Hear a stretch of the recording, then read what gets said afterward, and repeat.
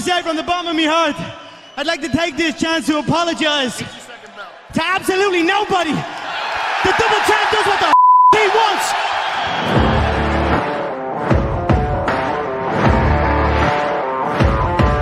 You are now entering the Sports Drip Podcast. Brought to you by JCA Sports.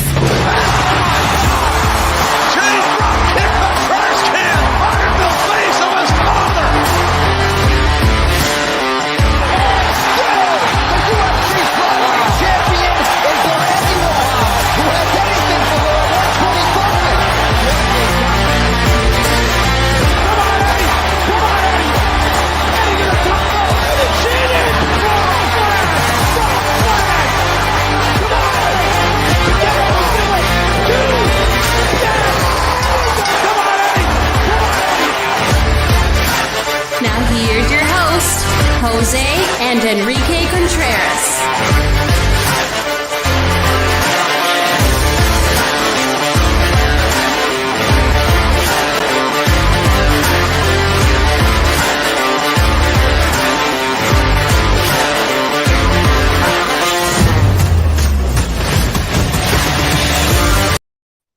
Yes.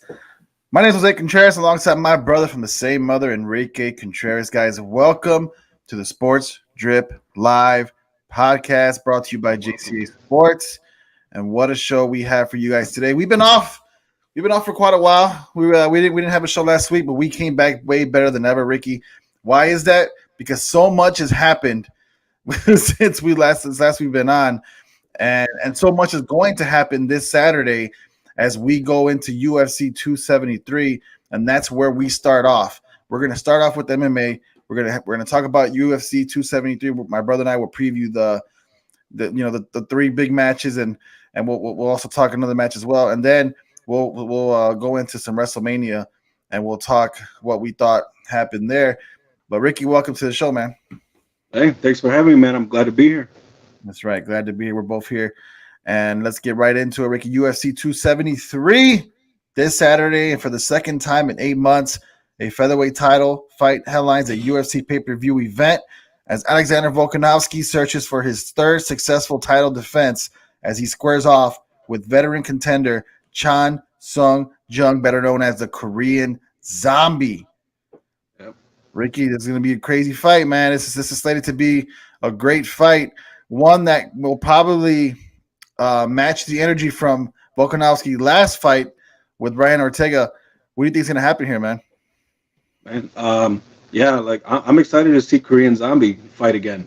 I've been a fan of his since the WEC days. You know, the crazy fights he had with Leonard Garcia, especially the first one, was one of the craziest fights I've ever seen. Right. But you know, he is he's not that old. He's still in the game. He's still pretty durable. He's only on a 1-fight winning streak. And I see, and I'm rooting for him. I'll be honest with you. I'm rooting for him to win this fight. You're talking about the Korean Zombie. The Korean Zombie. I'm rooting for him to win this fight. But in all honesty, I think the champ takes him, man. And I think it's going to be a 5-round war, mostly on Volkanovski's in his favor to win this fight. Yeah. And so that's what I see in this fight. So it should be a pretty good 5-round war. You know, the Korean Zombie. That he has that name for a reason. He's always moving forward. He could take a shot. His lead leg is very heavy. He has his arm ready to throw a counter strike whenever his opponent is trying to come in. But I don't think Volkanovski is going to do that. I think he's going to fight a smart fight. He's pretty crisp with his boxing. He's also pretty good on the ground. But I don't think this fight's going to go to the ground. And I got Volkanovski to win this fight. Yeah, I mean, you said the Korean Zombie is coming off a 1-fight winning streak. That's crazy because if you look at the champion, Alexander Volkanovski, he's coming from a 20-fight winning streak right now, Ricky. Including he's been the best of the best too on the way back too. Yep, I was just gonna say, including 10 victories in each of his first 10 UFC assignments. Only 3 other competitors, Ricky, have built a double-digit winning streak resume inside the octagon without including a loss, and that's Royce Gracie, Khabib Nurmagomedov, and current welterweight champion right now, Kamaru Usman. That's a unique company to be in right now, man. And the the Australian's in it, man. Volkanovski's Yeah. he is a beast, Ricky. He is an absolute beast. You've seen his fight with Brian Ortega last time in his last match. One of the fights of the year. Probably gave us one of the best rounds that we've ever seen in a UFC fight. Yeah. And he came out and he showed us in that round that he could overcome adversity. dude. You know, because he got caught in that mounted guillotine, and then he got caught in a triangle, escaped, and then just came back and just mauled Ortega on the ground. So he's the whole package, man. He could stand with you. He could be on the ground, and he can overcome adversity. So, I mean, he's on track to being one of the greatest, fighters in UFC history. Yeah, and to think this originally was supposed to be a third fight against Max Holloway. So that's the only reason why Korean Zombie's in this. He had to fill in for Max Holloway, and so when it's all said and done, when I see Volkanovski winning this fight, I look forward to that third fight, that trilogy fight with Max Holloway. It's funny you say that, right? Because as you said, Max Holloway was supposed to be the one to face Volkanovski again. This would have been a third fight for them, but due to injury, Korean Zombie stepped up. And the one thing I like about Volkanovski, he doesn't care about the star power. He doesn't care about who has the most power in the UFC, right? He wants to fight that makes the most sense. Whoever's next in line. Obviously, it was Max Holloway. He doesn't mind facing Max Holloway again, even though he beat him already. You know what I mean? Right. But even though the second fight though was it could have went either way. It was a contest. It was a contested fight. And it could have went either way. Right. But he even said it himself. Look, I beat this guy twice already, but at the same time, I don't mind it. I don't mind him facing him again if that makes sense. If he's the one in line, why not? He put himself in that position. He deserved the title shot. I can respect that. Right.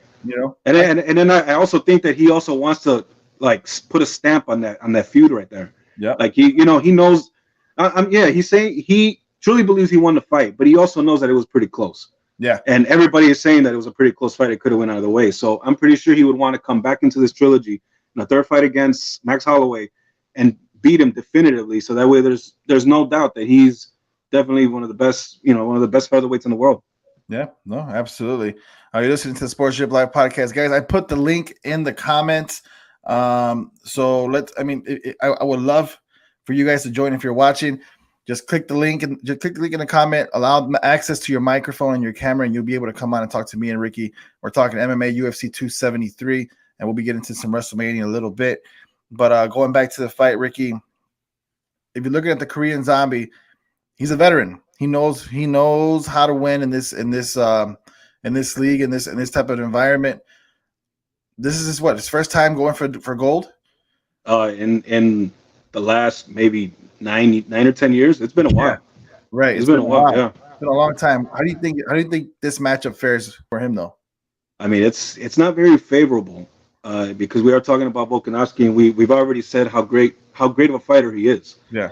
But he does have more. The Korean Zombie, he does have a lot more experience. He's been in this game, and he has real power in his hands. Yep. And he really has a puncher's chance, probably more than anybody that we can think of. He can actually throw a good. I mean, he has to throw Volkanovski off his game, try to lure him in, and then try to catch him with that one shot, and he can land it. We've seen it time and time again. He's also very good on the ground. So if it happens to go on the ground, he has a slew of submissions that he can do, including I remember he did that twister to Leonard Garcia in the second fight, which is crazy. You don't see the twister. You know what I mean? And you don't. So he's also very good on the ground if it happens to go there. I think this is going to be a stand-up battle. So, like I said, I'm a big fan of the Korean Zombie. I've been watching him fight for a long time. I'm rooting for him. I'm glad he's in this position again, but not looking good. No, not looking good at all. But at the same time, when you're someone like him, when he could take a hit, and that's what literally the name is. He has that zombie name for that reason. He'll take a punch to get a punch, and he'll keep going. The guy he's a beast. He's a robot. You know what I mean? And man, this match has all the makings to be one of the greatest matchups, this year in UFC. Yeah. A lot of people are not giving him a chance either, much of a chance. Oh, I think the odds are ridiculous. I'm giving the Zombie a lot more respect than what the odd makers are. You know, but You know, so I'm giving him- Volkanovski said the exact same thing. He said, "Look, I'm gonna go in." He said this stylistically, this matchup favors him. That he said he's not doing anything different, anything special. He's gonna fight his fight, and he said that should be enough to defeat the Korean Zombie. But he said at the same time he's not gonna go in there, foolish. He's gonna give he's gonna give the Korean Zombie all the respect in the world, as he should, because at any given moment that puncher's chance is real. And with someone like the Korean Zombie, who's that methodical, and that just his striking ability is up there. You don't want to get caught slipping for sure. No, you don't. And yeah, Volkanovski would be smart to stick to the game plan. Don't get reckless. Don't get too emotional. Don't try to prove that you're a better striker than he is. Stick with the game plan, because this man has real power in his hands, and he will catch you. He'll find his opportunity. He'll get you. Yeah, so, absolutely. Yeah. All right, Ricky, prediction time. I know you mentioned it already, but let's say it one more time. Who wins this fight and why? Alexander Volkanovski, 5 rounds. Decision. 5 rounds, really? By decision? Yeah, by decision. A lot of people are predicting that he might finish the Zombie maybe in the 3rd, 4th, or 5th round. I'm giving the Korean Zombie more respect. Okay. And I think he'll go the distance, but he's gonna get beat up. So, and that's who I got. Volkanovski, 5 rounds. All right, you got Volkanovski 5 rounds. I also have Volkanovski, Ricky, and I'm leaning towards the same thing you are. I'm giving the Korean Zombie so much more respect than the odds makers, and that everyone else is giving him. I think this guy deservedly so deserves to be in this fight. Only because of who he is. You know what I mean? Like he's been in the game for a long time. Right. He deserves to be in a spot. He does. He hasn't been on the best winning streak as of late, but he is still in the top 5, and he deserves to be there. Yeah, no, he does. He does deserve to be there, and and you give him his respect. Like I said, the man's a legend. He's been fighting for 10+ years here in MMA, and if he wins, I would love to see it. Right? I don't see it happening. Volkanovski is one of those dominant champions like Israel Adesanya is, like Kamaru Usman is. You know what I mean? He's up there in that level when you know that division is his. He has a stronghold in that division, and it's like doesn't matter who it is, just bring him on. And that's what I love about Volkanovski. He's a fighter. He's a fighter, and he's gonna fight. Yeah, for sure. And he's not gonna slow down. He's showing no signs of slowing down either. He's trying to cement his legacy in the sport. Absolutely. We're talking about UFC 273 here on Sports Drip Live Podcast alongside my brother Enrique Contreras. My name's Jose Contreras. And yeah, we both got Volkanovski winning, Ricky. So let's see what happens, man. Regardless of the fact, it should be a very entertaining fight. Yeah. Another championship fight, Ricky, in this bout, in this card, is a rematch. It's with current champion Aljamain Sterling and Petr Yan. They're both they're going a second time around, man. For Volkanovski and the Korean Zombie do battle, Ricky, for the featherweight title. Aljamain Sterling and Petr Yan clash for a second time to crown a new undisputed UFC bantamweight champion.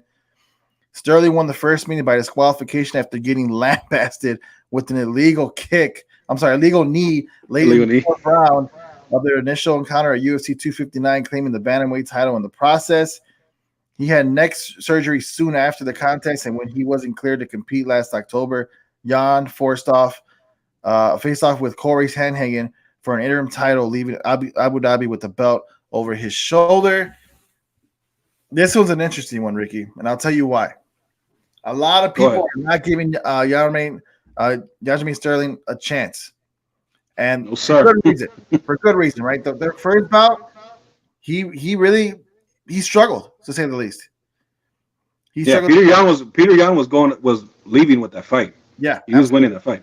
He was winning that fight hands down. If it would have went to decision, he would have won unanimously.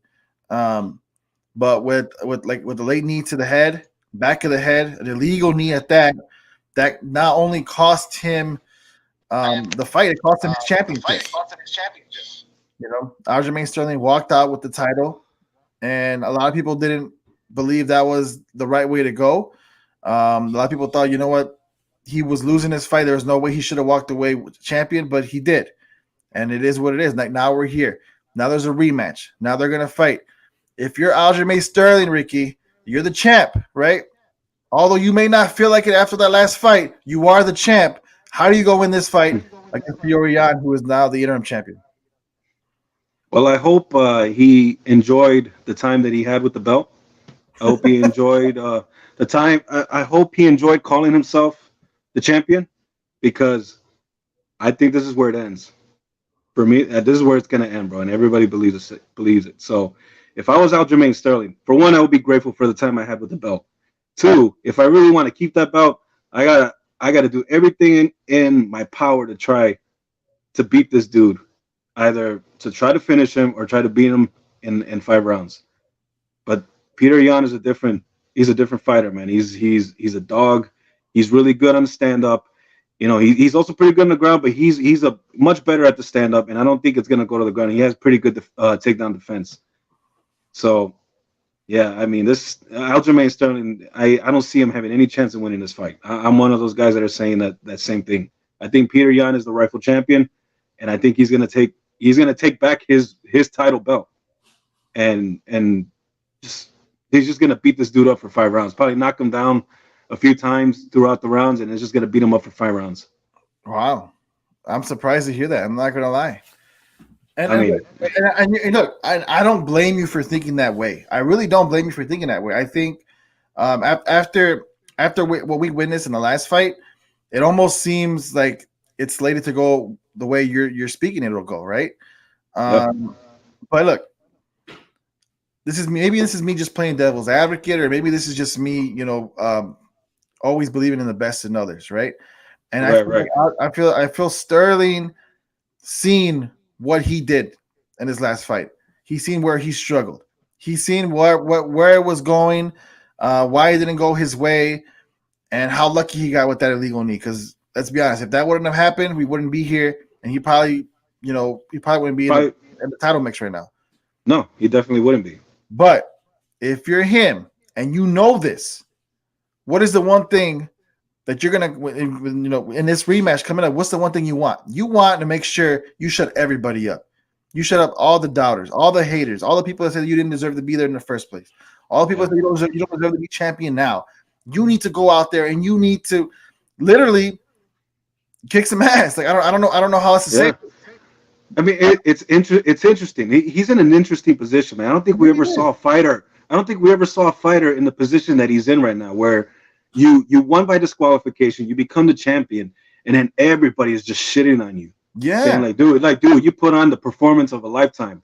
You got you were selling. You got the belt. You got hit with a knee. You were lucky to get hit with that knee, because otherwise you were getting your ass kicked in that fight.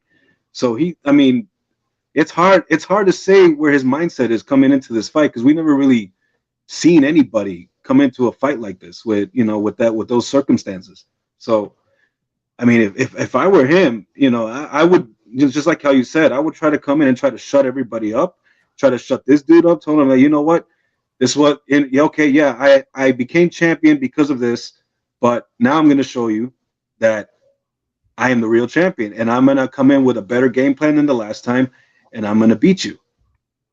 And that's if you're who? If you're Sterling, or if you're Aljamain Sterling, right? You know what I mean? You want to come in with that's what, because he just asked me, like, how would you come in if you were him? And that's how I would come in. But that's just, I mean, it's just it's just a situation we've never seen before. And he's the champion. He's the underdog with a huge chip on his shoulder. Like this guy could come out. Nobody's giving him the chance at all. Everyone's just giving him nothing but doubt. And he can come out, like as you just said, with a better game plan. The guy deservedly so needed. He was in that title match for a reason. You know what I mean? Like he's no scrub. He had a bad fight. He had a bad fight, and I guess he caught a lucky break. A lucky break, exactly. He caught a lucky break. Yeah. So here you are. And here you are. So he needs to come in with a better game plan to try to beat this guy. I just think that Petr Yan is a much better fighter. I mean, Aljamain Sterling will come at his best, no doubt about it. But Petr Yan is a much better fighter, I believe, and I think he's gonna beat this dude up.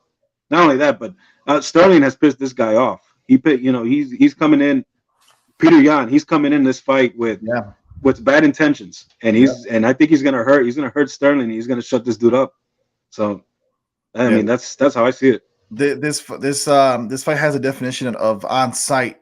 You know what I mean? It's literally like these guys respect each other, but they don't respect each other, Ricky.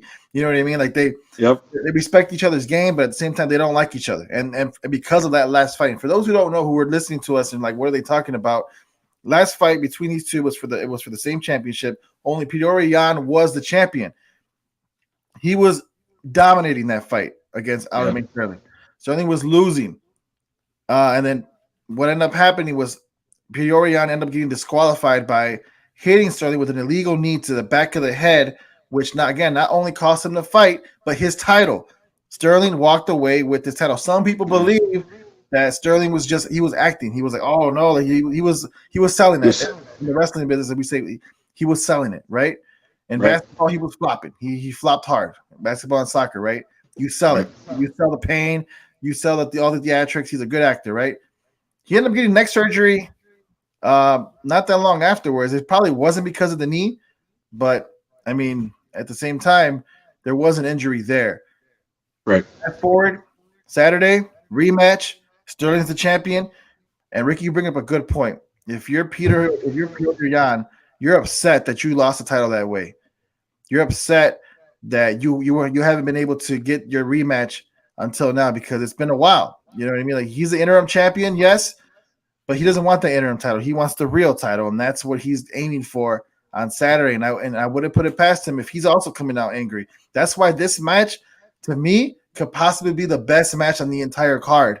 If Aljamain Sterling can come out with a better game plan and can prove that he deserves to be the champion, then we're in for a treat. We're definitely in for, because we know Yan's gonna bring it. Oh yeah. He's definitely gonna bring it. It's like I said, man. He's just a fucking mad dog in that cage on the stand up. Right. You know, we seen it when he fought Corey Sandhagen. I mean that was an incredible fight. You know what I mean? And he's just gonna come in here and he's gonna do his thing. He's gonna maul him on the stand up. He's gonna knock him down a few times. That's what I see. Yep. And he's gonna beat this dude up. Yep. Let's get on to the next fight, Ricky. And this one is just as big as the last two we just mentioned. And this one isn't a championship match. All right. This is Gilbert Burns versus Khamzat Chimaev. And if you guys don't know about these guys are legit monsters. Chimaev is a beast, a freaking beast. This guy is scary in the octagon. And Gilbert Burns is no scrub. His resume speaks for himself. And they have a huge clash Saturday, UFC 273. Ricky Burns turned a short notice assignment in August 2019 into a permanent move to welterweight, posting 4 straight victories to secure a championship opportunity. After rocking champ Kamaru Usman right out of the gate, the Brazilian ultimately succumbed to his former training partner and close friend. He lost that match against Usman, but he rebounded last July with a dominant decision win over Stephen Thompson. And now he faces Islam Chimaev, who is on a tear right now in that division. Absolute tear. A lot of people want him and think he should be in line for a title shot against Kamaru Usman. And I think with a win over Gilbert Burns, that definitely proves that case. But man, what do you see? What do you see out of this fight? Because I'm excited. Yeah, this is a big step up in competition for Khamzat Chimaev. Because I remember when this guy was fighting every weekend during the pandemic fights. This dude was coming in every weekend in Abu Dhabi, knocking dudes out, submitting dudes. He was just finishing fights. This guy, we never seen a fighter like this guy ever before. I mean, the dominance that he's showing. He's very good on the ground, and he's also very good in the stand-up. And we saw it in his last fight how he won by submission. Yeah. And so this is gonna be, I think, and I'm looking forward to this fight also, like just as much as the other 2 fights we just talked about, because I think this is gonna be the moment where he is gonna now not only is he stepping up to the next level, but I think he's gonna win this fight, and I believe he's gonna step up as the next contender for the welterweight title after Usman and Edwards. This guy, the confidence that this guy oozes is crazy. Like the stuff you hear him say about Kamaru Usman, it's like, bro, you know what you're talking about right now? You know, like, Yeah. He believes in himself that much and for good reason. But you know, to go back to what you're saying, how good this guy is of a striker. Through his last 4 appearances inside the octagon, Chimaev has outlanded opponents 112-1 in terms of significant strikes. I don't think he hasn't been hit. I don't think he hasn't been hit at all. 112-1. Literally. You know, mix it in 4 takedowns, 5 submission attempts, and nearly 8 minutes of control time while amassing 4 consecutive stoppage wins. This guy's on a tear. He's on a tear that we haven't seen, I don't think, ever in the UFC. Ever. The hype is real with this man, Ricky. He's only 27 years old, in his prime, and the hype is absolutely real. And the confidence that this guy has in himself is even scarier than what he's performing in the octagon, because again, he's out there calling out the likes of Kamaru Usman, who's the reigning, defending, undisputed champion, and he's ready for him. I think a fight, if he wins against Gilbert Burns, as you said, only solidifies that 100 times more. But Ricky, it's Gilbert Burns. We are not going to give this guy, we're not going to sit here and paint a picture that he's a scrub, that he's not good. Okay? No, he's not. Yeah, he has knockout power in his hands. Absolutely.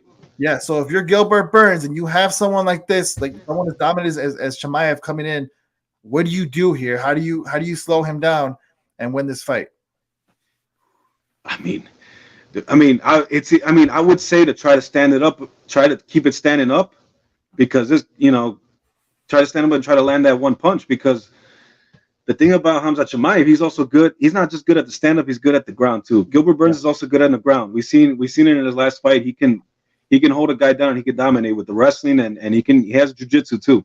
He's a black belt in Brazilian jiu-jitsu. But man, it's very tough for me to say what he needs to do. I think his best chance is to try to catch him with a shot, because Khamzat Chimaev is all around, I think, the better fighter, and he's younger. Yeah. He's younger. He's hungrier. His confidence is just through the roof. He believes he's next. There's a lot of hype surrounding around this guy. So if I were Gilbert Burns, that's probably the main thing I would try to do, is try to keep it standing up and try to catch him with, be smart, but try to catch him with a shot. Easier said than done. 100%. Easier said than done. But if you want my prediction on who wins this fight, I have Khamzat winning. I have Khamzat winning in 2 rounds by knockout. 2 rounds by knockout. Yeah. Oof. Guys, and that's what's crazy about this man, is he is so good in the ground game. His wrestling is elite. His jiu-jitsu is elite, right? But his striking ability is just as good. just as good. That's what I'm saying. Like what I mean, I don't see Gilbert having an advantage here. No. I don't see the advantage. I just don't see it. I think the hype is real when it comes to Khamzat Chimaev. Right. You think if there was some type of advantage for Gilbert Burns, it'll be his striking. But Chimaev is just that good. His ability in striking is just as equal, is probably better than Gilbert Burns. He hasn't showed any weaknesses.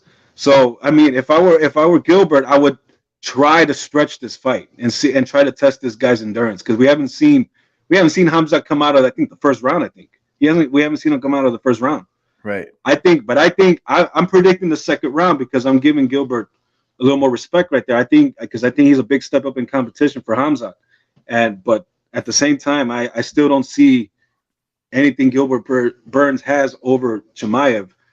So another thing he would want to try to do is try to stretch this fight out, try to go the distance with him, and try to stay out of his range. Yeah. You know what I mean? So that's the only thing I can say for Gilbert Burns. Yeah, no, absolutely. This is a massive test, Ricky. Everyone's been waiting to see for Chimaev. This is his first crack, with the high-level opponent as far as Gilbert Burns, someone who's defeated previous champions before. So this is gonna be a good fight, man. This definitely could be fight of the night. I agree with you 100%. I think Chimaev comes out the victor. I don't know if he knocks Gilbert out, but I wouldn't put it past him. What do you got? What do you got? What is your prediction for this fight? I think if Chimaev's gonna win, he's gonna submit him. I think for some ways he knows the ground is the way to go, and if that's the case, tap. He's gonna make Gilbert tap. I'm not gonna argue with you because it could go either way. It can go. It can literally go either way. So I guess it's the story of how's he gonna win. I guess he can win any way he wants. Yeah, absolutely. That's how good he is. Let's get into one more fight, Ricky, on this card before we move on to WrestleMania. Mackenzie Dern versus Tecia Torres, Ricky. Mackenzie Dern and Tecia Torres square off in the pivotal clash of top 10 strawweights looking to cement their place in the rankings. 4 straight victories, including an April submission win over Nina Nunez, carried Dern into the top 3 of the 115-pound weight class last fall, but a loss to Brazilian contender Marina Rodriguez slowed her momentum down. Now the 29-year-old looks to get back in the win column with a victory over the experienced divisional and Tecia Torres. And Ricky Torres went 10-1 in her first 11 bouts before suffering a 4-fight losing streak built on losses to 3 former champions. Now she has been fighting better as of late. She's on a 3-fight winning streak. Now she's on the 3-fight winning streak. She's been fighting a lot better, and a win over Mackenzie Dern will also boost her in the rankings. This is an interesting fight, a very interesting fight. Who do you have it and why? Well, everybody's giving Mackenzie Dern the advantage in this fight. I do too. Because she's pretty good on the stand up, but she's a lot better on the ground. We've seen her lock in a lot of submissions from the ground. I'm gonna go with the underdog though. I'm gonna go for Tecia Torres. I'm gonna go with her for decision.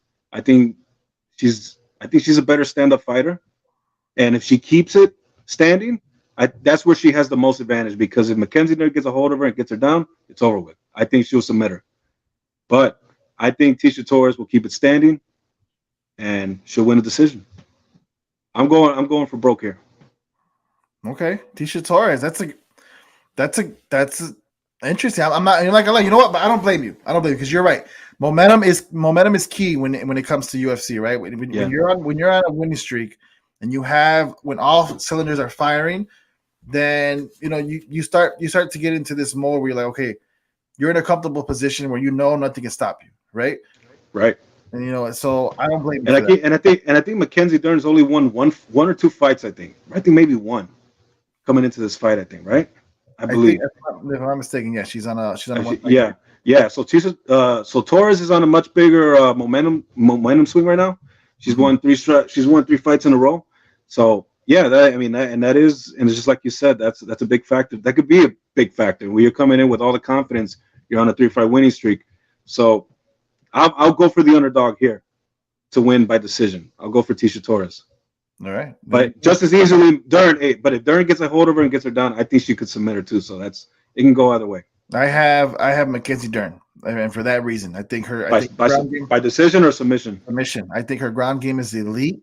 I think she is the upside that she has is amazing. She has championship upside. I think get a little winning streak going, climb up the rankings, and she could be a champion, especially in that division. And I see her submitting Tecia Torres. I'm not gonna lie. So we'll see. Should be an interesting fight. But before we get into wrestling, Ricky, fight of the night, which one will it be and why? It has to be one of the first. It has to be one either the co-main event or the main event. I'm gonna go with the main event. I'm gonna go with Volkanovski and the Korean Zombie as the fight of the night. Okay, Volkanovski, Korean Zombie, fight of the night. One more. If there is one underdog that you think would win out of all these fights that we mentioned, who would it be? Tecia Torres. Tecia Torres. Yep. She is the underdog coming into this fight. So if any of the underdogs in this fight's going to win, it'll be her. I think it's going to be Aljamain Sterling. I don't think so. I don't think so, bro. Nah. I think Aljamain Sterling gives his respect, Ricky. I'm not going to lie to you, man. I'm excited to see it. As you guys see, Mr. Eric Avila in the comments, he put the StreamYard ad link. If you guys want to join us, you guys click that link, allow your microphone and camera access, and you'll be on here. You can talk anything you want. We can talk MMA, we can talk wrestling, boxing, you name it. My brother and I are here to have a conversation. But let's get into some wrestling, into some WWE. WrestleMania was this past Saturday and Sunday night. And then when we talk about wrestling, Ricky, We're also going to bring in our brother from a different mother, and that's Mr. Eric Avila, host of the EAFP podcast and 1/3 of the JCA Sports podcast. My boy Eric here. So, Eric, welcome to the Sports Drip Live. What's up, fellas? How we doing today? Great show. What's going on, Eric? What's going on, Eric? I don't see Ricky, man. I miss you. How you been, brother? I've been good, man. How about you? All right, man. Trying to stay out of trouble. You know how life is. Yeah, I'm surviving too, bro. Hey, that's the name of the game. That's right, guys. You're listening to Sports Drip Live. You can catch us on Anchor and on Spotify. So as soon as this episode is done, we'll make sure to post that so you guys can listen to it over and over and over again. But let's get into some WrestleMania talk. Let's talk WWE, as WrestleMania was this past Saturday and Sunday night. And guys, I don't know about you, but I was more than pleasantly surprised. I was too. I actually enjoyed WrestleMania this year. I'm not even gonna lie. I thought it was the better one, the better WrestleMania that we've had in a while. Really. Yeah. I enjoyed both nights. I probably enjoyed the first night one more, but both nights were good for me. Yeah, Eric, what do you think about the WrestleMania 2-day event? You know what? I agree with you guys. I think for the first time ever since they started doing this 2-day event, both nights were great. I literally, it's the best WrestleMania, like Ricky said, in years. I can't even remember the last time a WrestleMania like this for at least both nights was as great, and maybe even one. Man, I was entertained literally from start to end. Obviously, there's some matches that could have been a little bit better. But other than that, everything went off perfectly. Yeah, you know how hard that is to not only be successful in just one event, right? And it was like 3 or 4 hours, 77,000 people. Not only to be able to entertain them once, but to do it again the day after. You gotta give credit to WWE, because I'm not gonna lie to you. After seeing the Royal Rumble and how anticlimactic that was, I didn't have much hope for WrestleMania, but they surprised the hell out of me. Oh yeah, they definitely did. You're right. Royal Rumble was kind of a dud, and even leading up to WrestleMania, you kind of saw what's gonna happen, what main events are gonna market the shows, and obviously you're gonna get your entertainment matchups. But kudos to WWE. This one went great. Triple H announcing his retirement the best way that he can, and the only way that he could have too as well. So that was kind of like our curtain of the Attitude Era is, I guess you could probably say, officially shut now with Triple H being gone. Yeah. Triple H being gone, seeing Stone Cold possibly for the last time, Vince McMahon possibly for the last time, because I don't think he should go out there anymore, to be honest. And then we had the Undertaker in the Hall of Fame, which was great. I mean, I loved his induction speech and everything. So yeah, you're right, man. This probably was the curtain call for the Attitude Era. No, absolutely. You know what? I even forgot about the Hall of Fame. Let's make it a 3-day weekend, because it happened on a Friday. Well, not only was the Hall of Fame on that Friday, but they also had NXT Stand and Deliver, which was also a really good card. If y'all didn't watch it, it was really good. I'm a huge fan of NXT. I love NXT. Absolutely love it. The guys are great. The young talent, man, they have on there is absolutely amazing. But let's get into it, right? Let's get into some WrestleMania. So much has happened. Roman Reigns won the Undisputed Unification Champion, both belts. You had the Stone Cold moments on both nights. You had great matches in the Pat McAfee and Austin Theory, Bianca Belair, Becky Lynch, and even a great match with Seth Rollins and the debut of Cody Rhodes coming back after being away from the WWE for 6 years, leaving AEW to come to WWE. But of everything that happened, I want to ask you, Eric, first, what was the moment or the match that really stood out to you as like, damn, this is really good?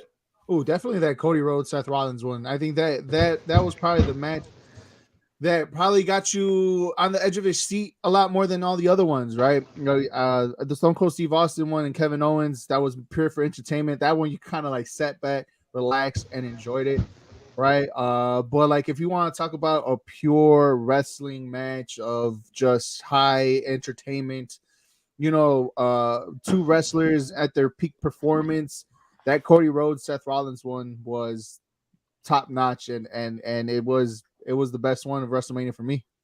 Yeah, absolutely. Ricky, what about same question to you, man? All matches and moments, what was your favorite WrestleMania? Well, as far as the matches, I would probably go with. I was surprised by Pat McAfee and Austin Theory. I thought that match was good. I enjoyed that match. You know, Pat McAfee, for not being a wrestler, man, he really showed that. He, for some reason, he's been doing it for a long time, and I was impressed.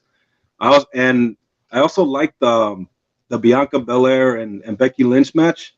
I thought that was a pretty good match too.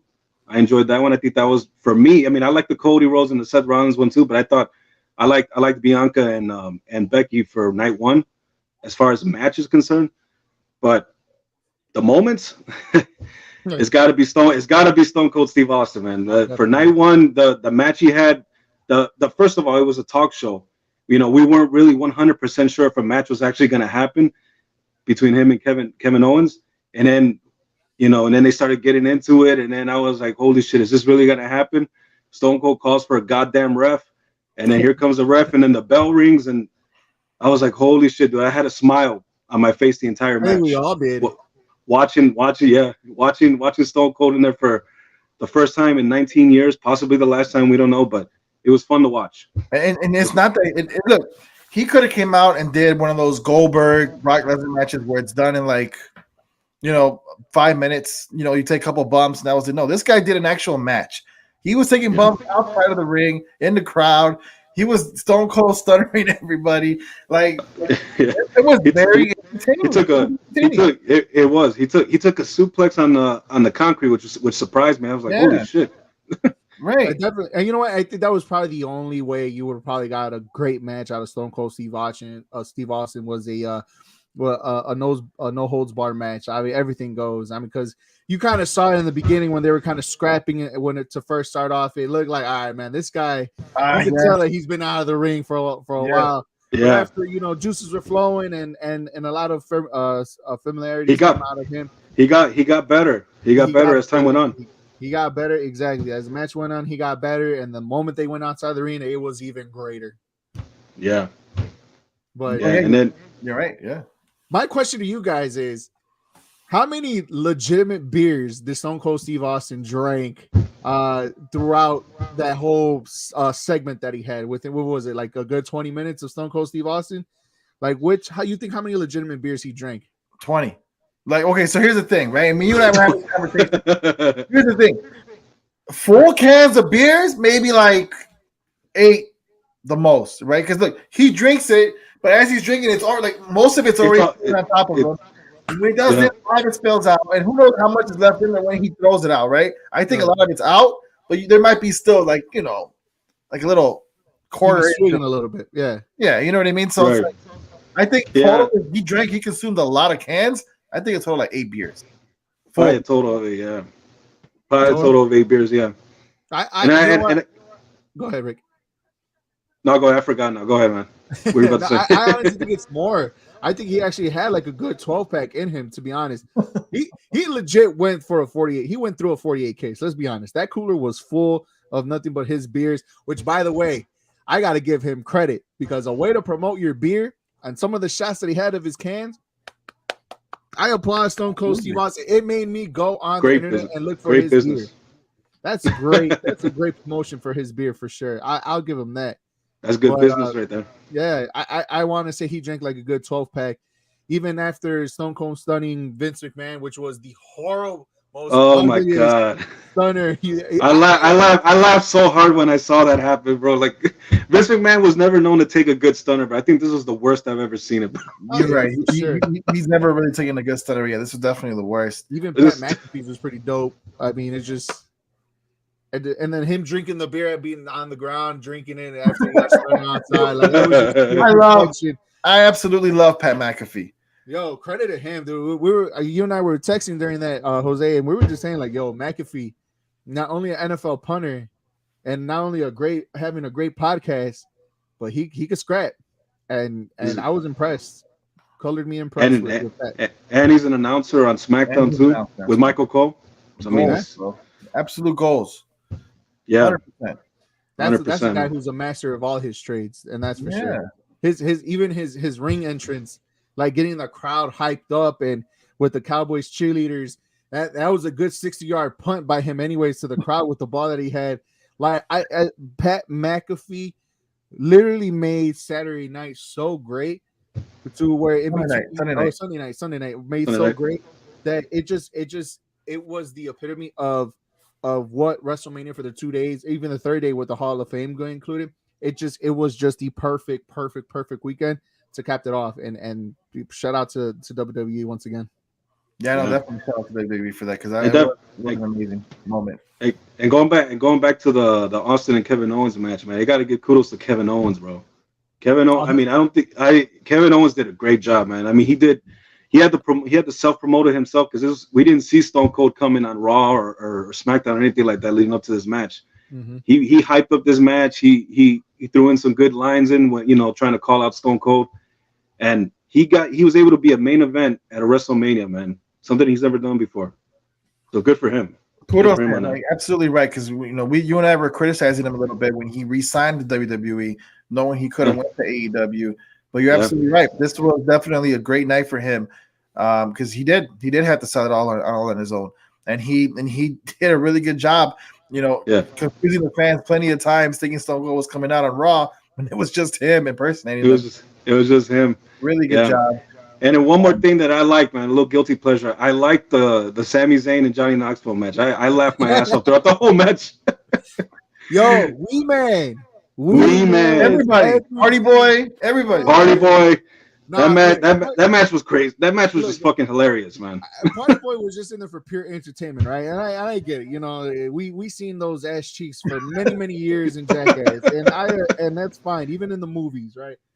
But first of all, we man got big. That's a whole that's a volleyball for sure. Yeah, we man no more. He ain't too. He's gone legs. Yeah. But the crowd went crazy when he came out too, man. Yeah, for sure. We all knew who he was, right? But then I'm like, damn, right? But the fact that he literally power slam Zayn, I'm like, that was everything right there. I'm like, yeah. That's Hogan and Andre right there. Hogan body slamming Andre. Yeah, for sure. It was pure gold. All the celebrity matchups were great. I think all of them were just like WrestleMania went like kind of pretty flawless. And that's what I'm saying. Like WWE, like for good reason. My brother and I, we give him a lot of criticism. We're rightfully so. Yeah, all three, and rightfully so, because a lot of times we say, hey, look, they don't know how to build talent. They're burying their good wrestlers and just letting everybody go. But they did their thing, man. In every single match, they did their thing here. Like even the celebrity matches, Logan Paul came out and he put on a good performance. Yeah. The match with you just mentioned, Ricky, the Johnny Knoxville and Sami Zayn. It was pure entertainment. Dude, like for you to choreograph that and for us to be invested, you know what I mean? Yeah, it was so good. And guys, let's not skip the wrestling real quick, right? Bianca Belair, Becky Lynch, in my eyes, that I thought that was the best match of the entire 2-night event, and that's saying something.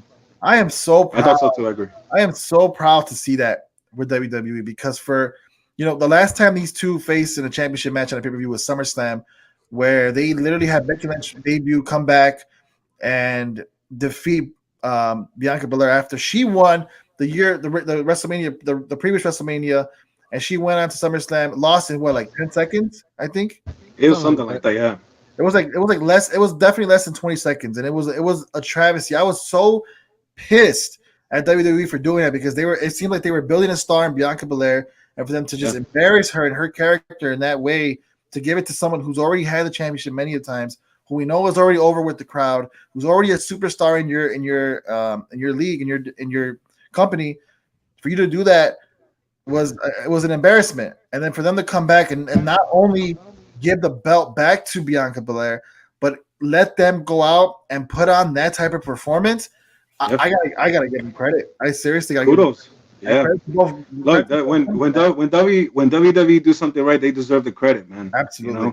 We're not. I know. We tend to favor AEW as far as how the product is and everything, but WWE they can put on a good show whenever they want to. You know what I mean? They have the talent. They have all the talent. They have probably some of the best talent in the world. So when they put on something like that, it deserves an applause. for sure for WWE. Yeah, they're all that for sure. And to fight like last year was great. I think the Sasha Banks Bianca Belair matchup was the main event for the Saturday night one, right? Yeah. And Right. and to be honest, I would have not been upset if that Bianca Belair and Becky Lynch match was the main event or should have been the main event Saturday night as well. I got it. Yeah. Stone Cold Steve Austin was the highlight of that one. We rightfully so and understandable. But that I would have not been happy. I mean, I would have been happy, should I say? I would have been happy if Belair and Becky would have been the main event Saturday night. Yeah, absolutely. Yeah, but really, I think the original main event would have been Ronda and Charlotte. And that match sucked. So imagine. It was, to me, it wasn't that bad. It's just the ending sucked. The ending was kind of a disappointment because you're right. You could tell Ronda has to have a lot of needs more. She's still too green to me for WWE for wrestling. Yeah. She's still too green Yeah. for me. And Sunday night, you kind of saw her kind of okay. She's getting a rhythm. She's getting a hang of this. Okay, she's doing good. But the way it ended though is kind of like, all right, WWE, you had something there. You just ruined it like that. I don't know if it was staged, obviously, but just the way how to end it like that just wasn't the way to go. Yeah, I wasn't too invested in that match either way. I mean, the way it went, and then the lead up to it. I mean, it didn't do anything for me. I mean, we all knew it, right? We knew it was going to happen. Yeah. No, yeah, I agree. I mean, obviously they did it because they're going to continue that story moving forward. Mm-hmm. I don't think you've seen the last of them two feuding, and I get it, right? But like, if that's the case, why put them two in together if you're not going to let them have a match? That's why I appreciate Becky Lynch and Bianca, because this is a story that's been going on all the way since SummerSlam. For them to cultivate it here at WrestleMania and just put the final nail in the coffin, the little cherry on top, it was amazing. It was great storytelling throughout the entire time. Great comeback win for Bianca Belair, and they have a star there. They have an absolute star there. Right before we move into AEW, and we have Marisa Ruiz in the comments who is actually going to bring up our next topic. Before we get into that, though, I want to talk about the main event, Roman Reigns and Brock Lesnar. I think we all. Oh, not even that. Hold on. Before we get there, there's more matches. There's more matches. There was a lot more matches. There's a lot more. No, but I'm saying, like, as far as like what I wanted to talk about, Edge and AJ Styles was a dream match that happened. What do you guys think about that match? I thought it was all right. It was a good match. I might have expected a little more. I didn't really like how it ended with that whole what's his name, Damian Priest just standing there distracting AJ. Yeah, I did like the spot where he caught him in midair with the spear, but I don't know. For me, it was okay. It was a good match, but I think it could have been better. Mm-hmm. Definitely could have been better. You could tell that they were the hits that they were taking were too much for them. Like they spent a lot more on the ground, rolling around, trying to recover. I think AJ Styles kind of popped out his shoulder, if I'm not mistaken. He was like one of two of that night for Sunday. You're right. It could have been better. I thought that would have been the match of the night outside of the Roman Reigns and Brock Lesnar one. It didn't disappoint, but it didn't satisfy either. Like if I were to rank it, a good 6, maybe 6.5 for sure. Yeah. Between AJ and Edge. I'll give it a 7. I'll give it a 7. I'll give it a little bit more. It was okay. This match had all the making to be, as you guys mentioned, one of the best matches, if not the best match, and it under-delivered. Absolutely 100%. I thought these guys held back. I think maybe for storyline purposes, obviously they're gonna go ahead and continue this story, go beyond WrestleMania. But I think if you're gonna do it at WrestleMania, let them have that great match. Like AJ Styles, I always felt like you can compare him to someone like Shawn Michaels. He could have those type of level matches. He is so talented in the ring. Pair him up with someone like Edge, they could literally make magic, and they didn't do so. It was kind of disappointing. I'm not gonna lie. I was kind of disappointed. And even if so, like you said, Jose, like if that's their storyline, if that's gonna be beyond WrestleMania, it's WrestleMania, man. Like exactly. Have a great match. Have the best match you possibly can. You can still go back to that story. Yeah. You know what I mean? But when it's at WrestleMania, just throw all your cards on the table and have a great match. then come back, later on and start continue the story. But yeah, I agree, man. It disappointed me too. Yeah. All right. Let's move on to Cody Rhodes returning, guys. Ricky, you and I for weeks we talked about this. We knew it was coming. The rumors were true. He made his debut. Although we knew it was still exciting to see him debut. Eric mentioned earlier it was probably one of the best matches. Arguably the best match in WrestleMania with Seth Rollins. These guys are both talented as hell. But seeing him actually in a WWE ring again, and after the promo he cut Monday, an emotional one, saying that he's doing all this for his father, the late Dusty Rhodes. How do you feel seeing Cody Rhodes back in WWE? For me, it does nothing for me, man. You already know I'm not a huge fan of Cody Rhodes, bro. Yeah. Now I never really got it. Because for one, I already expected he was going to show up. It was rumored for some time now. The only thing I will give it to him, though, man, I respect him as a wrestler. He did put on a good match with Seth Rollins. You know what I mean? It was one of the best matches of the night. And just that's all I gotta say about Cody Rhodes, man. I'm not a huge fan, but he's a good wrestler, and we'll see what they do with him, man. Because with this company, you never know. Yeah, Eric, what about same question for you? Look, to me, I think, like I said, it was the best WrestleMania match of the whole entire event. I think for him to come back with Seth Rollins, 2 peak male performance at their time, especially in WWE, they went all out. They gave you the best performance, and for him to come back, I agree with Ricky. Like, you just don't know what's gonna happen, especially with WWE and all their cuts they've been making. I was reading, I forgot what I was reading, a Bleacher Report. They were talking about how they should now start building up as Cody Rhodes as the next WWE champion for Raw. And I completely agree. I think not only for the face of WWE for the future, but also to kind of build this brand that WWE needs to be back on, the top dog. I think it's perfect. It could have been any more perfect with Seth Rollins. Perfect matchup, and it delivered. And let's see if this time around it works for Cody Rhodes. Yep, Roman Reigns is the undisputed champion, guys. What are your thoughts? We kind of figured this was going to happen the way it's been going. He hasn't lost in 2 years. He's the tribal chief, the big dog. This is his company, and for good reason. The man is elite. What do you guys think about him actually now having both championships, Ricky? Well, as far as the match, I'll get to the match real quick. As far as the match, I think the best thing about this match was actually the walkouts, the introductions. I mean, these are the 2 baddest dudes in the company, man. They looked the part. You know, it had a big fight feel for me. But once the match started, it was the same shit that I've been seeing, man. Superman punch, spear, Superman punch, spear, German suplex, F5. You know, it was not a bad match, but it also disappointed me, just like how the Edge and AJ Styles match. Yeah. And as far as Roman being the double champion, hey, I agree with that 100%. I think that is the top dog in this company. And yeah, I think they needed to unify the belts, because I don't agree with having 2 champions. I think there should be one champion, one dominant champion that could be on both shows, and it opens up more challengers for him. Yeah. Eric, what do you think about Roman winning?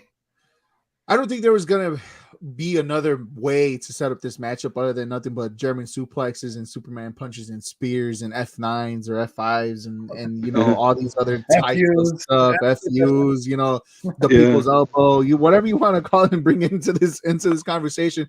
I think that's the fight that only Roman Reigns and Brock Lesnar can actually give you.